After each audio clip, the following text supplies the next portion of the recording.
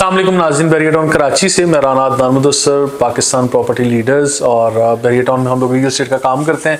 इसी हवाले से वीडियोस भी रिकॉर्ड करते रहते हैं। आज एक पैनिक सिचुएशन जो मलिक रियाज साहब और नैब के हवाले से जो प्रेस रिलीज़ और नोटिस वगैरह चल रहे हैं इस केस को लेके, और मलिक रियाज साहब ने भी एक ट्वीट किया, एक पैगाम दिया जो किन लोगों के लिए था वो आप और मैं सोशल मीडिया पे बहुत चीज़ें सुन चुके हैं, पढ़ चुके हैं और एक राय भी कायम कर चुके हैं। मैं बेसिकली बात करूँगा बैरियर टाउन कराची की रियल एस्टेट मार्केट की, जहाँ पे कीमतें कम हो रही हैं और कीमतें कितनी कम हुई हैं इस खबर के आने की वजह से, या इसके बाद कितनी कीमतें कम हुई हैं, या आइंदा क्या होने वाला है, हम लोगों को क्या करना चाहिए, ये 2-4 पॉइंट हम लोग डिस्कस करेंगे। तो जी नाज़रीन, बाकायदा वीडियो का आगाज़ करते हैं।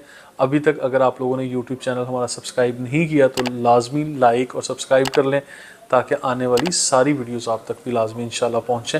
नीचे कमेंट में आप लोग अपना फीडबैक भी दे सकते हैं, ज़रूर लिखिएगा, अपनी राय का इजहार कर सकते हैं आप लोग। और अभी मैं बताता चलूँ कि बैरियर टाउन में बने बनाए घर हों, अपार्टमेंट हों, प्लॉट्स या जितनी भी प्रॉपर्टीज़ हैं, ओवरऑल कीमतों में कमी देखी है हम लोगों ने।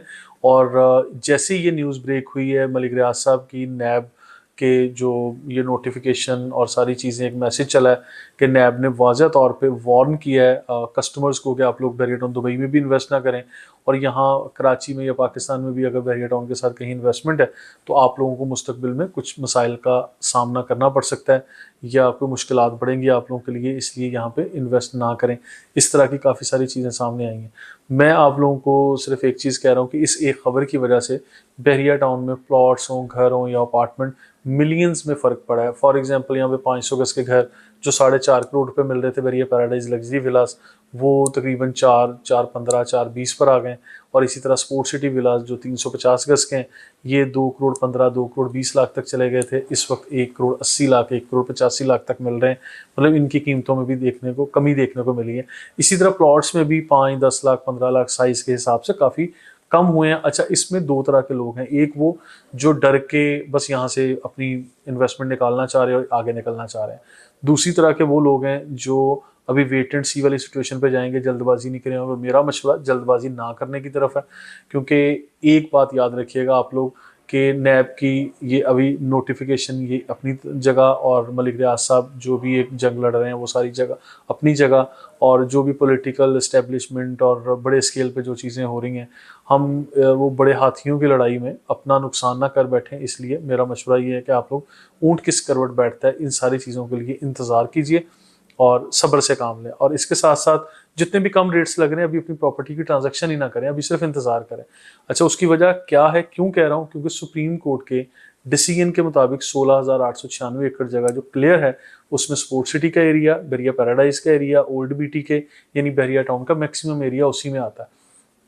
बहुत कम एरिया ऐसा है या ऐसा होगा जो बैरियर टाउन ने आगे एक्सटेंशन करने की कोशिश की, वो बाउंड्री वॉल से बाहर है, या कोई नई डील्स हैं या कुछ इस तरह से चीज़ें होंगी जो यानी लीगल लैंड में नहीं होगा, या जहाँ पे इन्वेस्ट करने से शायद नैब भी मना कर रहा है। क्योंकि नैब ने अभी वैसे तो एक जेनेरिक किस्म की स्टेटमेंट दी है, अगर इसको मज़ीद ज़रा वाज़ह कर देते कि जो ऑलरेडी 8-10 साल पहले 2013-2014 से लेके अभी तक जिन लोगों ने बुकिंग करवा रखी है कि उनको भी मसला होगा, या आइंदा जो लोग नई इन्वेस्टमेंट करेंगे उनको मसला होगा। बैरियर टाउन दुबई के बारे में तो ये कह दिया कि इस प्रोजेक्ट को कामयाब नहीं होने देंगे, और इस तरह से मुख्तलिफ चीज़ें आई हैं कि ये मनी लॉन्ड्रिंग भी कंसीडर किया जाएगा जो लोग वहाँ इन्वेस्ट करेंगे, और जो दुबई में लग्जरी अपार्टमेंट्स के प्रोजेक्ट हैं वहाँ जिनकी इन्वेस्टमेंट होगी वो मनी लॉन्ड्रिंग में डाल दिया जाएगा, और इस तरह की चीज़ें ये काफ़ी सारी सामने आ रही हैं।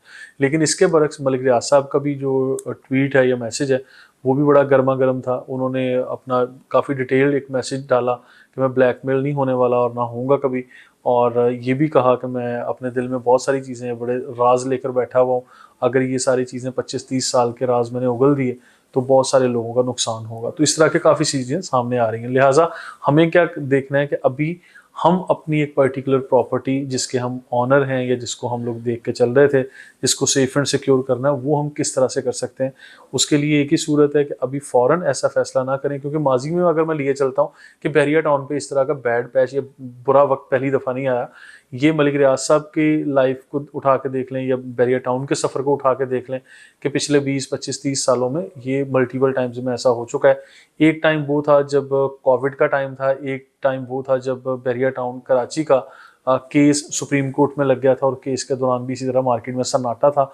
लोग अपनी कीमतें प्रॉपर्टीज़ की आधी कीमतों पे बेचकर निकलने के लिए तैयार हो गए थे। फिर जब बैरिया टाउन के मेन गेट पे आग लगी, जलाओ घेराव हुआ था, वो टाइम भी आपको याद होगा। उस टाइम भी लोग अपनी कीमतें कम करके बेचना शुरू हो गए और फिर तकरीबन 2-4-6 हफ्तों के बाद या 2-4-6 महीनों के बाद मार्केट में जो कीमतें बढ़ी वो आसमानों को छूने लगी। तो इसी तरह से यहाँ पे पहले भी हुआ है और अभी भी मैं ये समझता हूँ कि जिस तरह से पहले भी मलिक रियाज साहब ने बहुत सारे केसेस को, चीज़ों को बड़े एहसन अंदाज में जो है वो डिफेंड किया है और लीगली भी और इदारों को भी मैनेज किया। आइंदा भी इसी तरह रिस्पॉन्ड करके बड़ी आसानी से इंशाल्लाह चीज़ें मैनेज होंगी और हम इसमें पॉजिटिव हैं, पूरी उम्मीद भी हैं। बाकी जो कानूनी तकाज़े हैं उसको पूरा करना, उनको फीडबैक देना और हर जगह पे जवाब देना, वो बिल्कुल मलिक रियाज साहब हों या कोई भी बड़ी पर्सनालिटी हो पाकिस्तान के, हर कोई जवाबदेह है और जो जो केसेस हैं उनको वन बाय वन फेस करना भी बिल्कुल बनता है। ऐसा नहीं है कि कानून से बालातर कोई भी नहीं है। तो ये चीज़ें होनी चाहिए अपनी जगह, लेकिन मेरा पैगाम हमारे उन सार्फिन को, हमारे उन कस्टमर्स को है जिनकी यहाँ पे इन्वेस्टमेंट है या मज़ीद वो इन्वेस्टमेंट करेंगे तो किस तरह से करें। मज़ीद इन्वेस्टमेंट को अभी ना करें, अभी ज़रा वेट कर लें, क्योंकि ये वाले 2-4 दिन, हफ्ता 10 दिन ज़रा क्रिटिकल है। और जिन लोगों की ऑलरेडी की गई इन्वेस्टमेंट है उसको सिक्योर करने का तरीका यही है, वेट एंड सी में जाएं और बिल्कुल डर के या कोई आपको डरा धमका के कहे कि लुट गए, मर गए और अपनी आधी कीमतों पे प्रॉपर्टी बेच दो, तो ऐसा बिल्कुल ना करें, ठीक है, क्योंकि अभी उसमें आपका भी नुकसान होगा और मार्केट में भी एक रॉन्ग मैसेज आएगा। तो ये वक्त सिर्फ हौसले से, सब्र के साथ ये वक्त फेस करने वाला टाइम है, यानी इसमें कोई मेजर डिसीजन ना लें, जस्ट प्लानिंग करें। मज़ीद इन्फॉर्मेशन के लिए you can follow us on social media. Thank you so much.